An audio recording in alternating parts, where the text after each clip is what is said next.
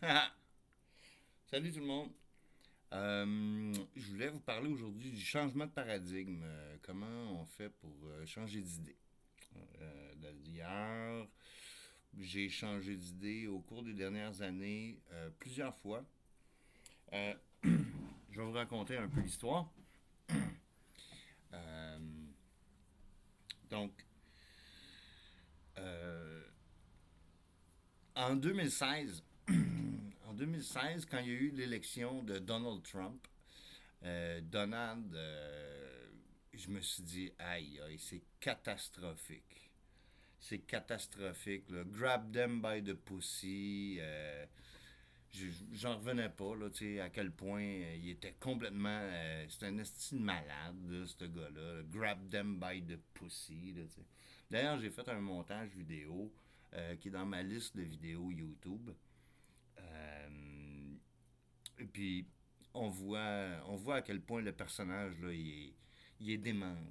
Il est dément, ça fonctionne pas, là, tu sais. Je veux dire, il y a 4 ans d'âge mental, là, tu sais. Et puis, fait que j'étais vraiment là, anti-Trump. Là, au fil des années, finalement, bon, il y a eu la COVID qui est arrivée. Et puis là, quand la COVID est arrivée, là, je me suis dit, ah, ben, Donald Trump, même avant, un petit peu avant la COVID, je me suis dit, ben, Donald Trump, finalement, il essaie de faire le ménage, tu sais, drain the swamp, tu sais. Puis là, je me suis intéressé à QAnon, tu sais, qui a fait des prophéties puis des prédictions que aucune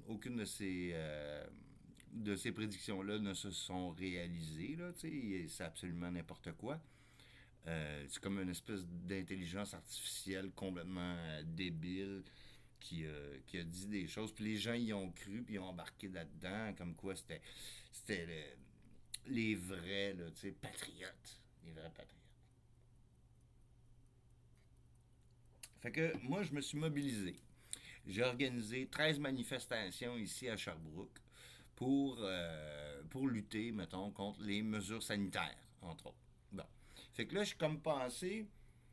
Parce que historiquement, là, moi je suis de gauche, là, je suis vraiment, techniquement, là, je veux dire, quand c'était le sommet des Amériques, j'étais le premier à me lever, là, puis oui, j'avais le foulard noir, puis oui, j'étais pas black bloc, là, j'étais pas, en fait, j'étais pas subventionné. Fait que la gauche de 2012, mettons, durant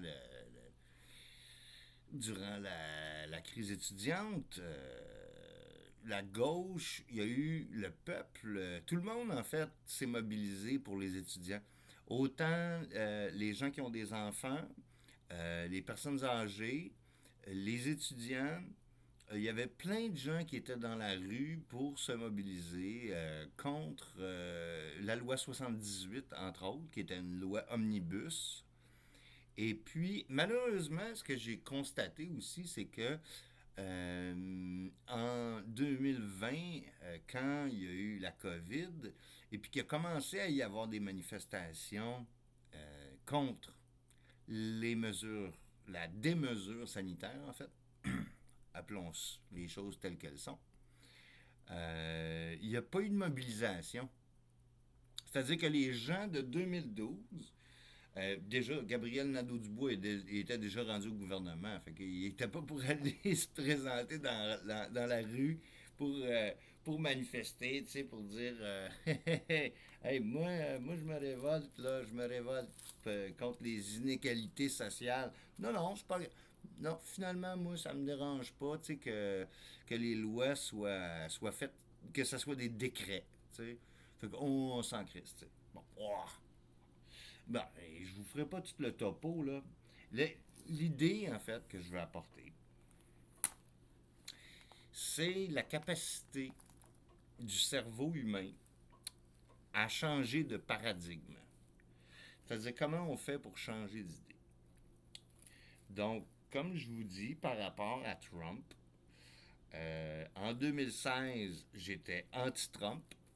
En 2018, j'étais pro-Trump jusqu'à son élection, finalement. sa dernière élection en 2025.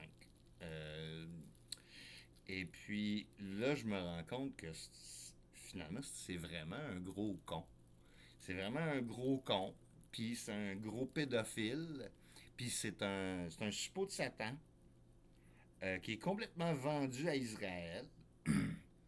Et puis qui est pas fin, qui est pas fin, qui est pas intelligent, et puis qui utilise ICE comme qui utilise ICE comme un exacto là, tu sais, c'est ça, une exaction, c'est comme un exacto, c'est bien précis, puis on fait des exactions. C'est quoi des exactions? C'est quand on élimine la concurrence. C'est quand on élimine les gens qui ne pensent pas comme nous.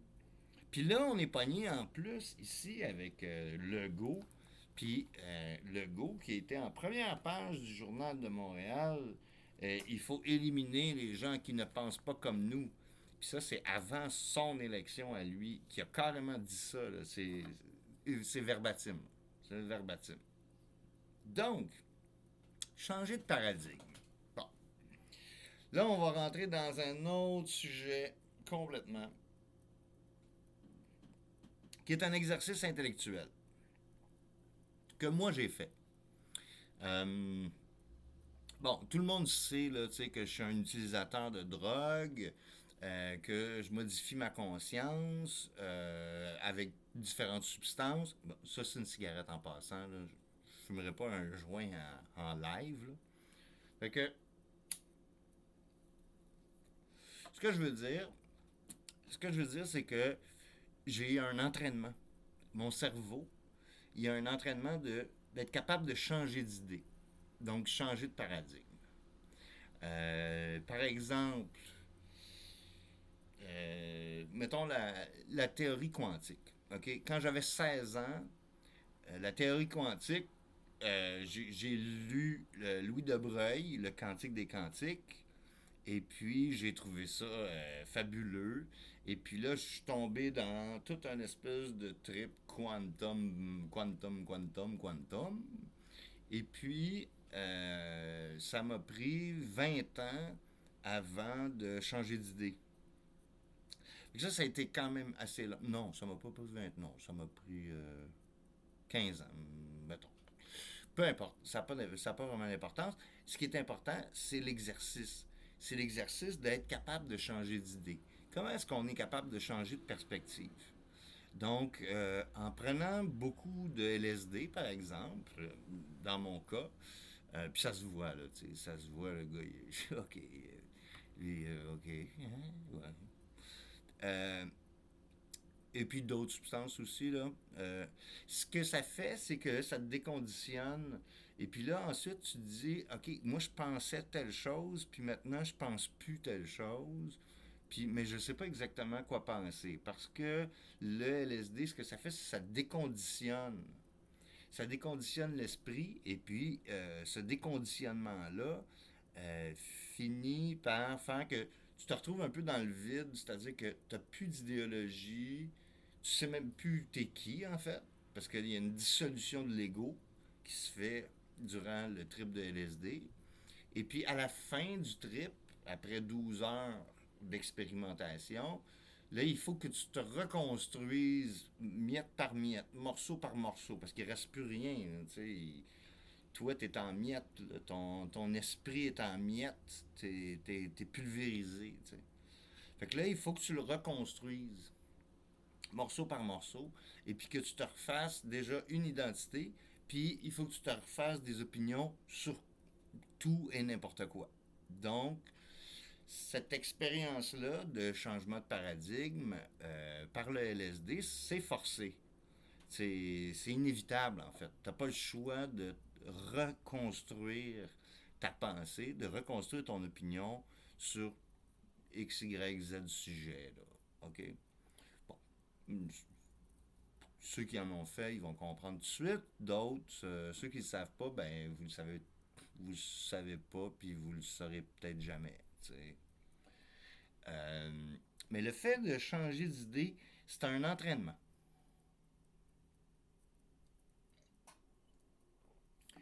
Si tu passes, mettons, 6 mois à penser quelque chose, euh, d'avoir une opinion arrêtée sur une chose pendant 6 mois, et puis que là, tu viens à la lumière de nouvelles informations, et puis ces nouvelles informations-là, ils t'invitent à penser autre chose. Ben là, tu peux penser à autre chose pendant 6 mois, tu sais, comme par exemple le 51e État. Hein? Tu sais, ah, c'est une bonne chose le 51e État. Il faut que le Canada devienne le 51e État des États-Unis. Ben là, tu peux penser ça, tu sais. Mais pense-y pendant 6 mois, informe-toi, puis va chercher aussi l'information complémentaire, l'information contradictoire qui contredit ton paradigme. Fais-les. Fais-les, vas-y. Vas-y, dis-toi, OK, c'est quoi qu'ils pensent les gens de la gauche? Ah, c'est quoi qu'ils pensent les gens de la droite? Essaie d'avoir une perspective large. Tu sais. Essaie de te dire, ah ouais, mais je vais pas rester tout le temps dans ma chambre d'écho. Tu sais, il va falloir que je réfléchisse. À un moment donné, il va falloir que je sois libre, puis que je sois. À un moment donné, c'est ça, l'éveil, tu sais. L'éveil. L'éveil, OK. Parlez pas d'éveil, là, vous n'êtes pas rendu là. Euh,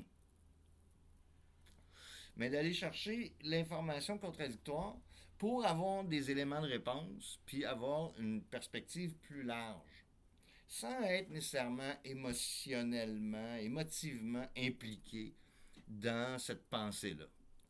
Donc, donc c'est ça. Le changement de paradigme, c'est un entraînement que le cerveau doit faire. Et puis, la majorité, je pense que la majorité des gens n'ont pas fait cet exercice-là. Pourquoi je dis ça? Parce que ben, on voit là, les fondamentalistes. Comment les fondamentalistes, qu'ils soient chrétiens, qu'ils soient musulmans, qu'ils soient, je sais pas, même indépendantistes ou n'importe quelle religion, idéologie, fandom, etc. Name it, là, n'importe quel culte. Si tu n'es pas capable toi-même de modifier ta propre pensée, tu vas toujours être assujetti à des croyances puis à des idéologies qui sont externes à toi-même. Donc, tu n'as pas de libre pensée. Tu n'en as pas de libre arbitre. Si tu es chrétien, tu n'es pas libre. Si tu es musulman, tu n'es pas libre.